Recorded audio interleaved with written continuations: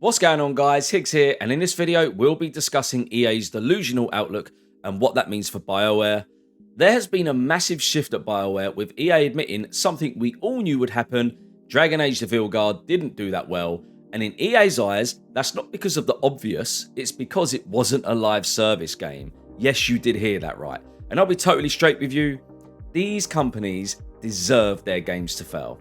Dragon Age: The Veilguard had roughly 1.5 million players that engaged with the game, so that doesn't mean purely sales because of things like EA Play, and that would be included in that figure. So that is roughly 50% short of what EA expected, which is not good at all. They would have lost so much money on this, and we all know what EA are like. But firstly, we need to look at what EA boss Andy Wilson had to say in an investors call, and that is, in order to break out beyond the core audience, games need to directly connect to the evolving demand of players who increasingly seek shared world features and deeper engagement alongside high quality narratives in this beloved category.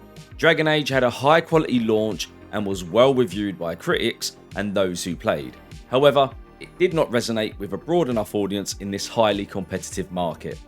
EA's chief financial officer also said this: Dragon Age: The Veilguard underperformed, citing the competitive dynamics of the single-player RPG market. Historically, blockbuster storytelling has been the primary way our industry brought beloved IP to the players. He continued to say, the game's financial performance highlights the evolving industry landscape and reinforces the importance of our actions to relocate resources towards our most significant and highest potential opportunities. I just want to mention the reviews really quickly, and that is, they were hand-picked extremely carefully. You had a couple slip through the net, i.e. Skill Up and Matty Plays, but the news outlets that did get review copies had multiple branches reviewing that as well, giving it the same score, so it kind of hyper-inflated the review score. But going beyond that, honestly, this is actually insane, and they are insane. If they feel that Dragon Age: The Veilguard flopped because of it not being a live service, future single-player games from EA, quite frankly, are fucked. The game failed because of the piss-poor writing, where the Bioware writers wanted to try and teach the gamers about inclusivity and pronouns, making it the forefront of the game instead of creating a great story for gamers.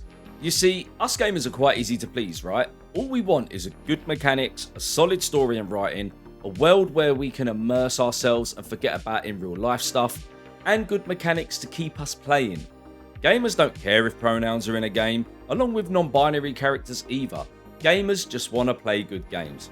What Bioware did with Dragon Age: The Veilguard was extremely sad.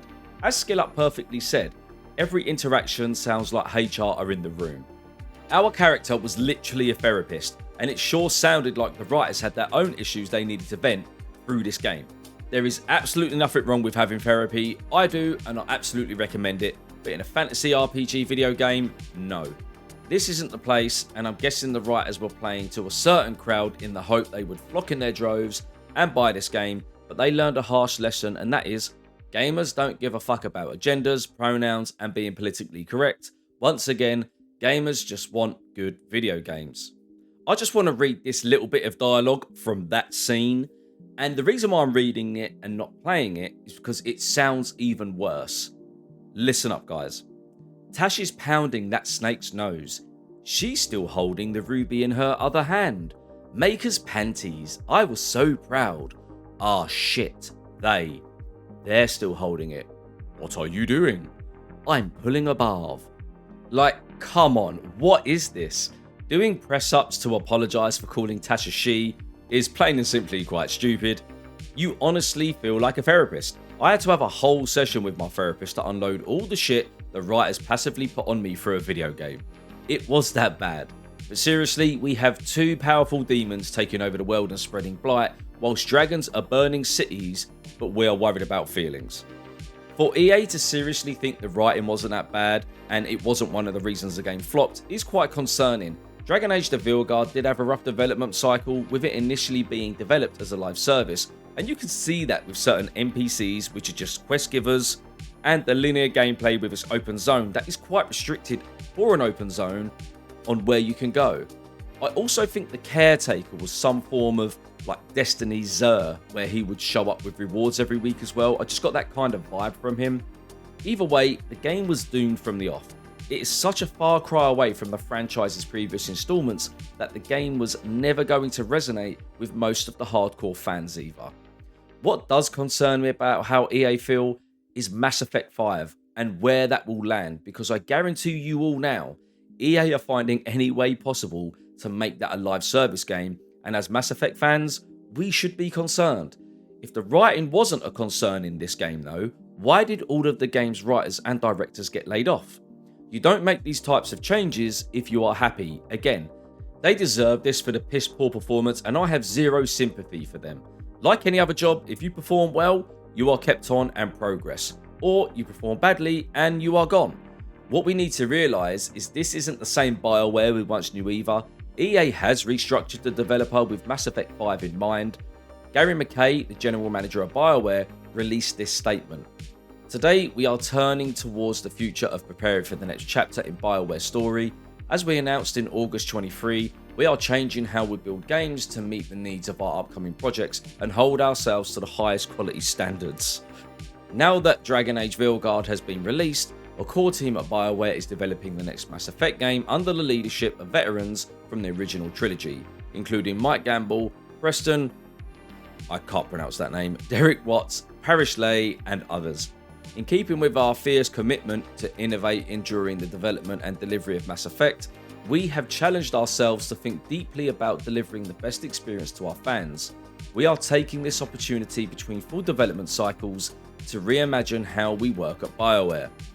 Given this stage of development, we don't require support from the full studio.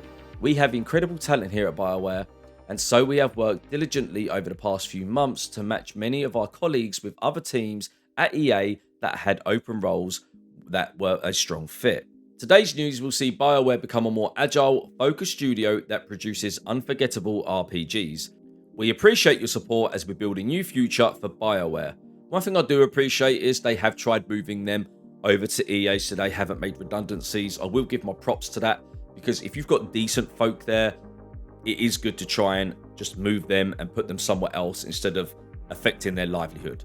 But that is quite a change, and I suspect EA will shift their focus to their more prominent games in EAFC, Madden and college football as they make absolute bank for Mr. Wilson and his shareholders.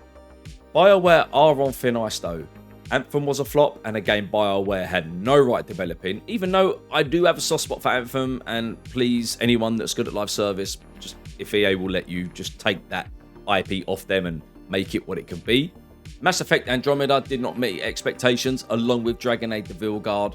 I feel Bioware are on their last chance, and I know that is said a lot, but I really do think that Dragon Age and Mass Effect are games you'd expect Bioware to knock out of the park, but for reasons we may never know, they seem to have lost the ability to produce that magic. All we can do now is hope that Bioware and EA do what's right for Mass Effect and give us the game that we all deserve.